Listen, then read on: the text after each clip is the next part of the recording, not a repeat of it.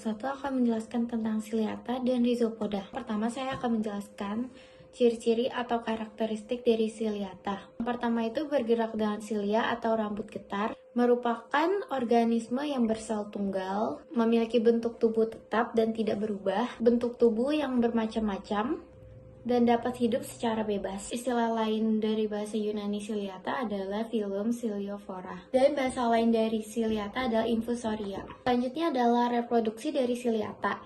Yang pertama itu adalah aseksual. Paramecium berkembang biak dengan cara membelah biner. Satu sel membelah menjadi 2, lalu keempat, 8, dan seterusnya. Yang kedua itu adalah seksual. Paramecium dapat berkembang biak secara seksual atau kawin, yaitu dengan cara konjugasi. Jadi contoh Ciliata itu ada Didinium, Balantidium coli, Stentor, Stylonychia, dan lain-lain. Manfaat Ciliata yang menguntungkan itu contohnya seperti Didinium. Didinium mirip dengan cerut bertangkai yang memiliki peranan sebagai predator di air tawar. Manfaat Ciliata yang merugikan itu contohnya Balantidium coli. Balantidium coli menyebabkan gangguan perut dan dapat menyebabkan diare berdarah.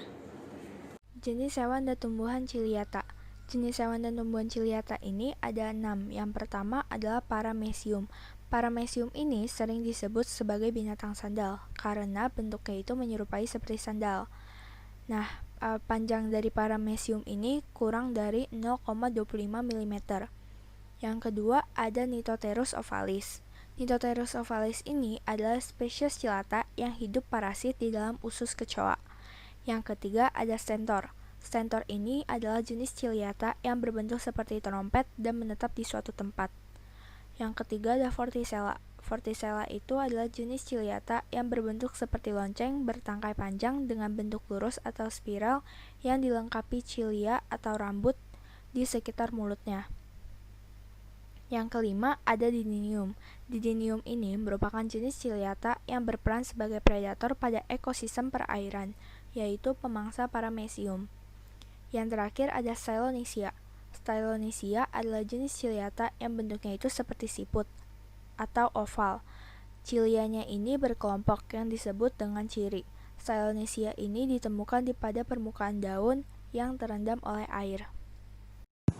Rhizopoda. Istilah dari kata rhizopoda ini berasal dari bahasa Yunani, yakni rhizo yang berarti akar serta podos yang artinya kaki.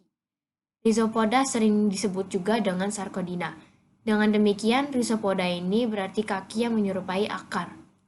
Rhizopoda tersebut merupakan protozoa yang mempunyai alat gerak berupa kaki semu atau pseudopodia. Karena terbentuk yakni sebagai hasil penjuluran sitoplasma sel yang membuatnya seolah-olah ini memiliki fungsi sebagai kaki. Selain sebagai alat bergerak, kaki semu ini juga memiliki fungsi untuk mencari makanan. Ciri-ciri rhizopoda yaitu bergerak dengan kaki semu atau pseudopodia. Memiliki sifat mikroskopis disebabkan karena sebagian besar ukuran tubuhnya memiliki 200-300 mikron. Mempunyai bentuk sel yang tidak tetap, beberapa jenisnya mempunyai cangkang atau kerangka luar. Memiliki heterotrof yang artinya tidak bisa membuat zat makanannya sendiri sehingga rhizopoda harus memangsa organisme lain. Menelan partikel makanan dengan fagositosis. Bernafas dengan cara difusi ke semua permukaan tubuh. Mempunyai vakuola makanan yang berupa rongga untuk mencerna makanan. Mempunyai habitat di air tawar, air laut, tempat-tempat basah, serta juga sebagian kecil hidup di dalam tumbuhan atau tubuh manusia. Cara berkembang biak rhizopoda adalah dengan cara aseksual atau vegetatif, yakni dengan pembelahan biner. Pembelahan biner pada rhizopoda tersebut tidak dengan melalui tahap-tahap mitosis. Pembelahan tersebut dimulai dari membelahnya inti sel itu menjadi 2, kemudian diikuti oleh pembelahan sitoplasma.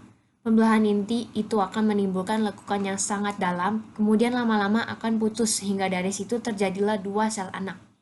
2 sel anak tersebut kemudian akan mengalami pembelahan biner lagi, sehingga setelah hal tersebut menjadi 4, 8, 16, serta seterusnya.